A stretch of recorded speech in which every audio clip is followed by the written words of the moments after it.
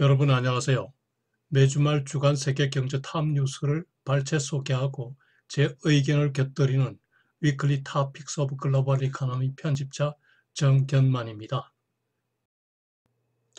네, 7월 28일 7일 마지막 주 위클리 토픽스 오브 글로벌 이코노미 진행하겠습니다. 오늘은 4건의 뉴스를 발췌하였습니다. 오늘의 토픽은 Here's what we know about the new UK Prime Minister Boris Johnson and what he means for Brexit. 즉, 새 영국 수상이 된 보리스 존슨이 어떤 사람이고 그가 브렉시트 처리를 어떻게 할지에 관해서 보도한 CNBC 뉴스입니다. 두 번째 토픽 뉴스는 GDP slows to 2.1% in second quarter, but beats expectations thanks to strong consumer. 즉, 미국의 2분기 경제 성장률이 2.1%에 불과했지만 예상보다는 높았다는 CNBC 보도 내용입니다. 세 번째 뉴스는 Trump said he might tariff French wine as digital tax reprisal. 즉, 트럼프 대통령이 프랑스가 내린 디지털 텍스에 대한 보복 조치로 프랑스 와인에 대해서 관세를 부과할 것이라고 말했다는 블룸버그 통신의 보도 내용입니다. 네 번째 뉴스는 SoftBank wants its second massive tech fund to raise $108 billion. 즉, 손정희 씨가 이끄는 소프트뱅크가 1,080억 불 규모의 대규모 기술주 펀드를 조성하려 한다는 CNN 보도 내용입니다. 네, 오늘의 첫 번째 뉴스. Here's what we know about the new UK Prime Minister Boris Johnson and what he means for Brexit. 제목의 CNBC 보도 키포인트는 메이에 이어 새 영국 수상이 된 보리스 존슨이 어떤 인물이며 그는 EU 탈퇴론자이고 카리스마가 넘치며 논쟁을 좋아하는 인물인데 그가 당 내부 및 영국 사회의 분열을 어떻게 처리할지에 대해서 언급하였습니다. 네, 보리스 존슨이 어떤 인물인지 살펴보죠. 일부 내용은 다른 자료에서 발췌했습니다. 그의 풀네임은 알렉산더 보리스 대 페플 존슨이군요. 복잡하네요. 1964년생이고 뉴욕시에서 출생하였는데 그의 아버지가 미국 콜롬비아 유니버시티에서 공부할 때 뉴욕에서 나왔습니다. 그의 조상은 영국과 독일의 귀족인데 영국 조지 2세의 후손이라고도 하는군요. 그리고 유태계와 이슬람계의 피도 섞여 있는 그야말로 컬러풀한 가족 역사를 가졌군요. 어렸을 때 야망이 월드킹, 세계 왕이군요. 아버지를 따라 미국과 영국을 오가며 공부를 했는데 부모 이혼 이후에는 영국에 정착하게 되었다고 하네요. 기적 명문학교 이턴 칼리지를 다녔고 그리고 옥스퍼드 대학에서 공부를 하였는데 학교 후에는 언론사에 근무하면서 정치평론을 하였군요. 브뤼셀에서 저널리스트로 근무할 때 유럽 통합에 반대하는 칼럼을 썼다가 맹비난을 받았다고도 하고요. 그러다 2001년에 국회의원 컨서버티브 보수당에서 의원으로 당선되어서 그 이후에 정치 생활을 꾸준히 쭉 해왔습니다. 2008년에 런던 시장에 당선되어서 4년 연임을 하여 2016년까지 시장이었고 2016년 7월에 메이 수상이 예무장관으로 발탁하였습니다. 그런데 2년 후에 메이 수상의 브렉시트 추진 방식에 반대하면서 사임을 했죠. 장관 1서열인 예무장관을 사임하면서 아마 총리 수상 자리를 겨냥하고 있었다고 생각이 드는군요. 작년 9월에 15년간 같이 살던 두 번째 부인과 이혼하였는데 현재 젊은 여자친구, 걸프렌드라고 하네요. 1988년생, 24년 차이가 나네요. 브렉시트 운동으로 인연을 맺은 뒤에 지금은 같이 동거하고 있다고 합니다. 이 젊은 여친이 수상간주로 들어갈 수 있을지는 의문이고요. 그는 강력한 브렉시트 찬성론자인데 3년 전 국민투표 당시부터 Leave EU를 지지하는 캠페인을 벌였고 테레사 메이 수상에 이거 외무장관에 임명되었어도 브렉시트를 추진하였지만은 그러나 메이 수상의 브렉시트 추진 방식에 대한 반대를 표명하고 결국 2년 만에 사임하였죠. 그는 논란을 좋아하고 그리고 여러 가지 면에서 혹평을 잘하는데 그의 그 직설적 논평, 이 우파적 보수당에는 매우 인기가 있었으나 그러나 많은 반대에 직면하고 있었죠.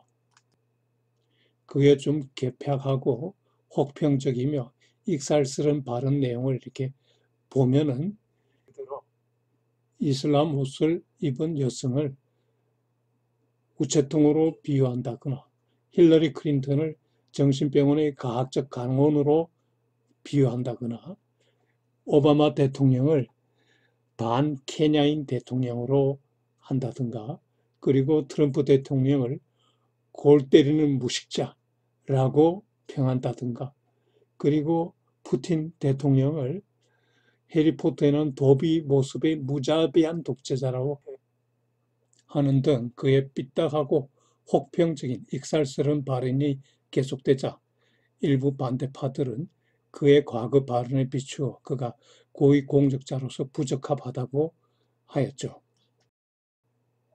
여기 나오는 두 사진을 보시면은 그의 성격과 앞으로의 그의 행보를 대략 짐작해 하는군요. 위쪽 사진은 그 런던 시장 제임스의 2012년 서머 올림픽 런던을 초빙하기 위해서 놀이공원에 가서 줄에 매달린 모습을 찍은 사진입니다. 영국 국기를 들고서요. 아래 사진은 보리스 존슨의 직설적 표현이라든가 성격이 트럼프 대통령과 닮았다고 해서 둘을 비교해 놓으면서 Is Boris Trump right? 즉 보리스가 트럼프의 축소판이냐 이런 뜻이죠. 실제로 닮은 꼴인 것 같아요. 그런데 그의 이와 같은 장난기 있는 경박한 행태가 도리어 영국인들이 내리에 깊이 파고들었다고도 역설적으로 얘기하네요.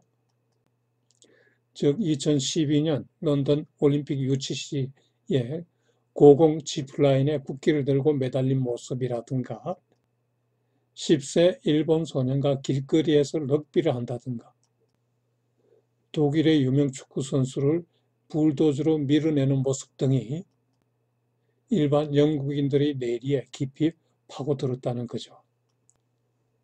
이런 성격과 행태를 가진 보리스가 브렉시트는 어떻게 처리할지에 대해서 살펴보죠. 현재까지 브렉시트는 명확한 해결 방안 없이 정치적 혼란만 계속되어 왔는데 가장 적극적인 브렉시트 찬성론자로서 이제 수상이 되었으니까 어떠한 형태로든 브렉시트에 대한 결론을 내려야 하겠죠. 그는 수상 취임 직후 영국은 10월 31일 데드라인까지 EU를 탈퇴해야 한다. 딜 합의가 있든 없든 떠나야 한다고 밝혔습니다. 이 발언 때문에 한때 노딜 브렉시트 우려가 의회 안팎에서 제기되었죠. 그러나 경과 기간도 없이 EU를 탈퇴하는 벼랑 끝 시나리오는 어떻게든 피해야 하겠죠. 새로운 수상으로서 브렉시트 해결 방안을 내놓고 이를 통해 양극화된 정치판과 국민을 통합해야 하는 그의 책무가 무거워졌습니다. 현재 예상되기로는 존슨이 반대를 묵살하고 브렉시트를 관철하기 위해서 의회의 정회를 선언하려고 할 것이며 그리고 현재 충성스러운 북아일랜드 의원들이 있는 한 약한 과반수가 유지될 텐데 존슨이 이 과반수를 잘 활용한다면 현재 분열된 의회 그리고 52%의 탈퇴 찬성파와 48% 탈퇴 반대파 간의 국민적 간극을 어느 정도 봉합할 수 있지 않나 이렇게 얘기하는군요. 한 의원은 3년 전에 생긴 영국의 부상이 여전히 남아있는데 이를 새 수상이 잘 해결해 나가야, 치유해 나가야 한다고 주장하네요. 여기서 브렉시트와 관련한 제 생각을 잠시 말씀드리죠. 3년 전 영국인들이 국민투표로 이제 브렉시트를 결정한 이면에는 파퓰리스트 정치인들의 선동이 크게 작용하였다고 저는 생각합니다. 당시 정치인들은 EU 탈퇴로부터 얻는 국가적 이익이 EU 잔류로부터 얻는 국가적 이익보다 더 크다고 이렇게 국민들을 선동하였죠. 그러나 장기적 관점에서 냉정히 손익계산, 여기서 손익계산이란 EU의 머무름으로 인한 재정지원 부담, 그리고 단일시장 참여, 그리고 거주 이전, 관세, 그리고 난민 수용 등의 여러 가지 요소들을 얘기하는데 이러한 손익계산을 잘 하였다면 분명히 EU 잔류가 유리했을 거라고 저는 생각합니다. 당시 정치인들이 국민 정서를 이용해서 이러한 계산착오를 유발 내지 조장함으로써 브렉시트가 결정되었는데 그 후 많은 지식인들이 때늦게 후회하고 그 결과 그들이 브렉시트 딜의 발목을 잡고 있다고 생각합니다. 역사적으로 1806년에 프랑스 나폴레옹이 대륙 봉쇄령을 내려서 강제적으로 영국과 유럽을 격리하려 했었는데 오늘날에는 영국인 스스로 유럽 대륙으로부터 멀어지려고 하니까 참 아이러니 같군요. 그런데 요즘 한일 무역 분쟁과 관련해서 벌어지는 반일 캠페인, 이것도 어떻게 보면은 정치인들의 선동 때문에 일어나는 게 아닌가 이런 걱정이 드는군요. 분쟁 원인을 분명히 따져보고 그리고 실효 대책을 강구하지 않고 일단 우리 마음속에 반일 감정부터 부추기고 나서 이렇게 하니 양국 관계가 더 악화되지요. 무엇보다 가까운 일본과 중국과는 잘 교류하는 것이 우리에게 도움이 된다는 건데 이를 반일 친일 또는 반중 친중으로 양분하고 한쪽을 매도하는 것은 국론 분열의 조장이죠. 역사적으로 이웃의 침략을 누차 당해온 우리의 경우 우리 몸속의 DNA는 정치인들이 어떻게 얘기해도 유사시에는 어병이 되는 그런 DNA가 숨어 있죠. 반일 캠페인 하는 정치인들이 먼저 달아나지 않을까 오히려 걱정이 듭니다. 부디 원친 근교 이를 명심하고 나라 경제 악화 책임을 호도하지 마시기 바랍니다. 네, 오늘의 두 번째 뉴스. GDP slows to 2.1% in second quarter, but beats expectations thanks to strong consumer. CNBC 보도 내용을 보면은 미국의 2, 4분기 경제 성장률이 2.1%로 전분기의 3.1%보다 많이 낮아졌지만은 월스트리트 예상 2%보다는 높다는 거죠. 지출 부문별로 보면은 민간 소비가 4.3%나 증가한 데 반해 기업 투자는 무려 5.5%나 감소하였습니다. 성장 둔화의 주 요인은 무역전쟁과 그리고 이로 인한 세계 경제 침체입니다. 2분기의 2.1% 성장은 2017년 1분기 이후 최저이고 그러나 경제 침체, 리세션의 위협은 오히려 많이 약화되었다고 하네요. 2분기 중 민간 소비 4.3% 증가는 2017년 4분기 이래 최고이고 정부 지출, 정부 투자를 포함한 정부 지출이 5%나 증가했는데 이는 2009년 2분기 이래 최고라고 하네요. 2009년이라면은 당시 경제 위기로 금융 및 재정 지출이 크게 확대되는 시점이었죠. 그런데 민간 투자가 5.5%나 감소하였네요. 2015년 4분기 이래 최저입니다. 특히 사회 간접 자본 투자가 10.6%나 감소했는데 이게 GDP 1%포인트 감소 효과가 있군요. 민간 투자 감소는 미중 간의 그 관세 강화 그리고 세계 경제 침체에 따라서 기업의 투자 심리가 크게 위축되었기 때문이죠. 현재 미국 경제를 보면은 소비는 호조인데 반해 제조업 약화, 그리고 수출비 투자, 그리고 재고 감소, 그리고 주택 건설 악화 등 이렇게 양분이 되어 있어요. 제조업 약화라든가 설비 투자 감소는 장기적으로 경제 발전에 좋지 않은 신호로 나오죠. 트럼프가 공약한 대로 3% 성장을 유지하기 위해서는 민간 소비 증가가 필요한데 그동안에는 2017년에 대규모 1조 5천억 분에 달하는 대규모 조세 감면 효과 그리고 그간의 고용 호조가 발판이 돼서 소비가 증가해왔지만 그러나 현재와 같은 소비 증가 추세는 유지하기 어려울 것입니다. 따라서 성장률이 둔화하겠지요. 그러나 리세션으로는 가지 않을 거라고 주장하는군요. 2분기 성장률이 둔화되고 그리고 앞으로 전망도 그렇게 밝지 않으며 그 세계 경제 자체가 문제가 되기 때문에 7월 31일 미국 페드에서의 금리 인하는 100% 확실하다고 주장하네요. 시장에서는 심지어 연내 2번 더 금리 인하할 것이라고 얘기하는데 거의 50% 이상 확률이라고 하네요. 저는 좀 의심이 갑니다.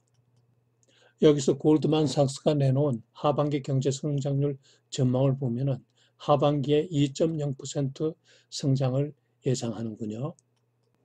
트럼프의 기대는 못 미치겠지만은 현재 세계 경제 상황 등에 비추어 괜찮은 수치라고 생각합니다. 네, 오늘 세 번째 뉴스는 Trump said he might tariff French wine as digital tax reprisal. 즉 매크론 프랑스 대통령이 3% 세율의 디지털 텍스 법안에 서명하여 시행함에 따라서 페이스북, 아마존 등의 미국, 유럽에서 영업하는 미국계 기술 회사들이 과세를 당함에 따라서 트럼프 대통령이 이에 상응하는 보복 조치로서 프랑스 와인에 대해서 관세 부과를 경고하였다는 블룸버그 뉴스죠. 프랑스의 디지털 텍스의 과세 내용을 보면은 그 대상은 페이스북, 인코퍼레이트, 아마존 등 주로 미국계 기술회사, 물론 중국, 독일, 영국, 프랑스 등도 포함되죠. 가 되고 적용 기준은 전 세계 디지털 매출액이 7억 5천만 유로를 상회하고 그리고 프랑스 내에서 2,500만 유로를 상회하는 매출을 기록하는 기업들입니다. 세율은 3%인데 올 연초 1월부터 소급 적용한다고 하는군요. 프랑스의 디지털 과세 조치와 트럼프의 관세 위협이 전통 우방국 간의 긴장을 고조시키네요. 디지털 텍스 문제 외에도 현재 미국과 EU 간에는 무역 협상이 진행 중인데 농산물 포함 여부라든가 유럽산 자동차에 대한 관세 부과 등 난제가 너무 많아 지지부진한 상태입니다.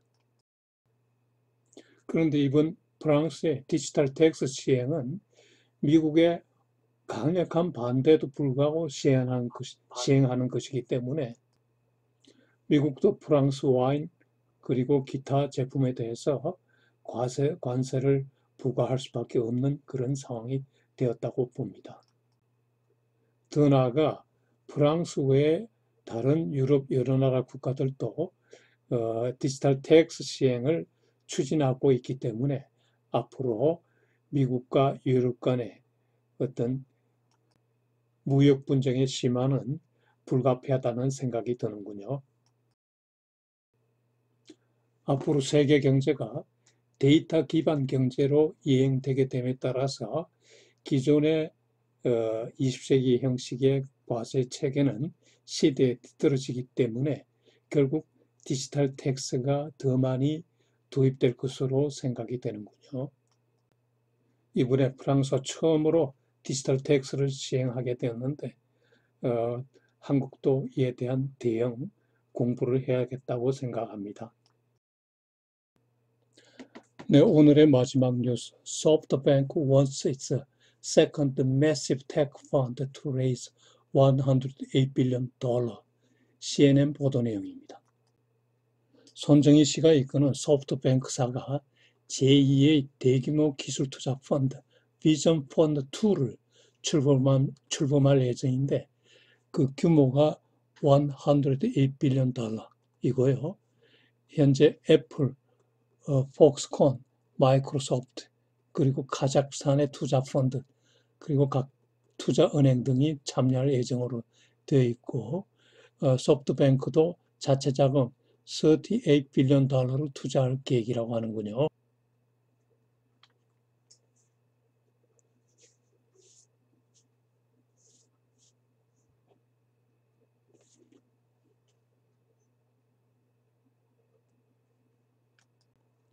그리고 비전 펀드 2는 AI, 인공지능 분야 스타트업 위주로 투자할 계획이라고 합니다. 한마디로 AI 레볼루션을 선도해 나가겠다는 거죠. 참고로 2017년 5월에 첫 선을 뵌 비전 펀드를 보면은 그중 약 절반이 사우디 정부 자금이었는데 이번 비전 2 펀드에는 사우디 자금이 포함되지 않았군요. 1차 펀드 자금은 위워크, 위버 등에 투자되었는데 그 운영 성과가 매우 좋아서 2018년도 영업이익이 11.6 빌리언 달러에 달한다고 하는군요. 이 금액은 소프트뱅크 그룹 전체 이익의 절반 이상이 된다고 하네요. 제1교포 3세 손정희 씨, 이분의 말과 글을 읽으면 정말 존경심이 듭니다. 네, 오늘 또 제 위클리 토픽스 오브 글로벌 이코노미를 예청해 주셔서 대단히 감사합니다. 여러분 안녕히 계십시오.